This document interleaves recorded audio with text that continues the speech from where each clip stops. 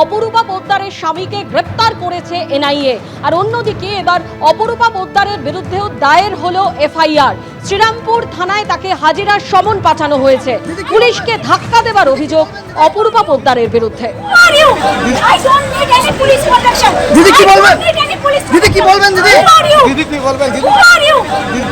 দিদি কি বলবেন? দিদি কি বলবেন?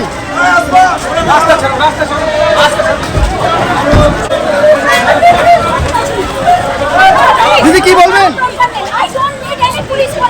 দিদি কি বলবেন? দিদি কি বলবেন? দিদি কি বলবেন? দিদি কি বলবেন? দিদি কি বলবেন? দিদি কি বলবেন? দিদি কি বলবেন? দিদি কি বলবেন? আমাদের সঙ্গে রয়েছেন আবির। অপরূপা পোদ্দারের বিরুদ্ধে এফআইআর দায়ের হয়েছে, কাল তাকে হাজিরার সমন পাঠানো হয়েছে, ঠিক কি অভিযোগ তার বিরুদ্ধে?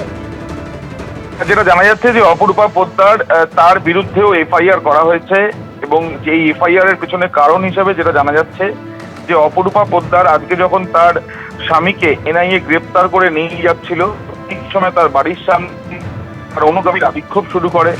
তদন্ত এবং তল্লাশিতে এক প্রকার বাধা। যান্ত্রিক কারণে আমাদের প্রতিনিধির সঙ্গে যোগাযোগ বিচ্ছিন্ন হয়ে গেছে। যেমনটা আপনাদের জানাচ্ছিলাম, অপরূপা পোদ্দারের বিরুদ্ধে এফআইআর দায়ের করা হলো, পুলিশকে ধাক্কা দেবার অভিযোগ উঠেছে তার বিরুদ্ধে, কাল শ্রীরামপুর থানায় হাজিরার সমন।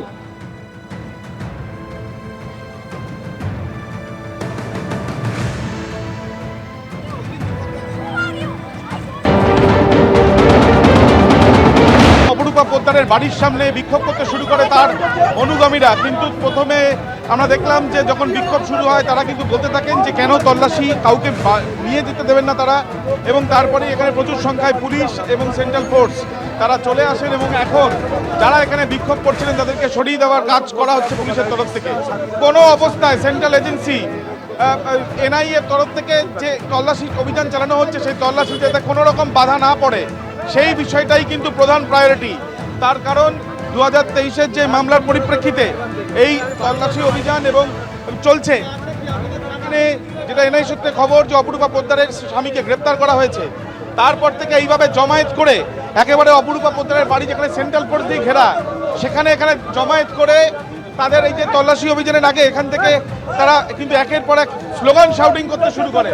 পুলিশের তরফ থেকে এখানে যারা দাঁড়িয়ে ছিলেন তাদের প্রত্যেককে সরিয়ে দেওয়ার কাজ করা হচ্ছে। তার কারণ যে রামনবমীর উত্তেজনার পরিস্থিতি তৈরি হয়েছিল, সেই পরিস্থিতিতে কোনো অবস্থায় তদন্তকারী আধিকারিকরা, জাতীয় তদন্তকারী সংস্থার তাদের তল্লাশিতে কোনো যেন বাধা না পড়ে সেই বিষয়টাই কিন্তু প্রাধান্য দেওয়া হচ্ছে।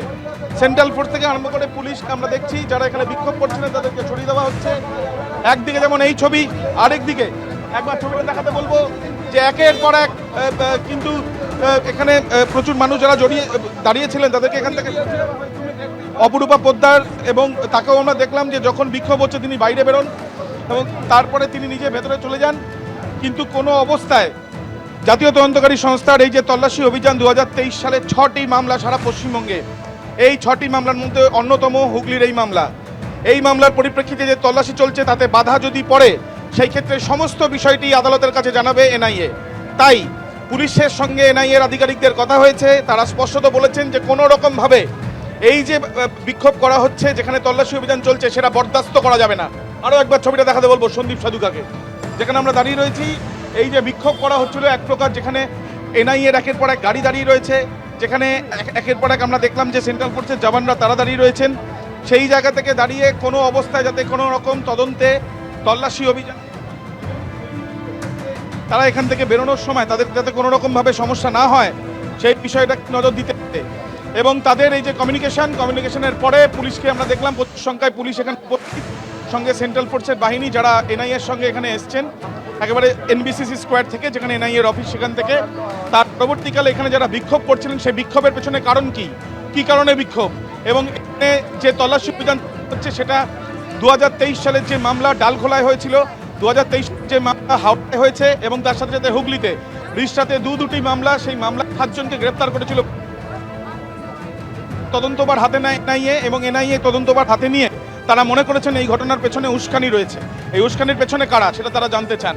যারা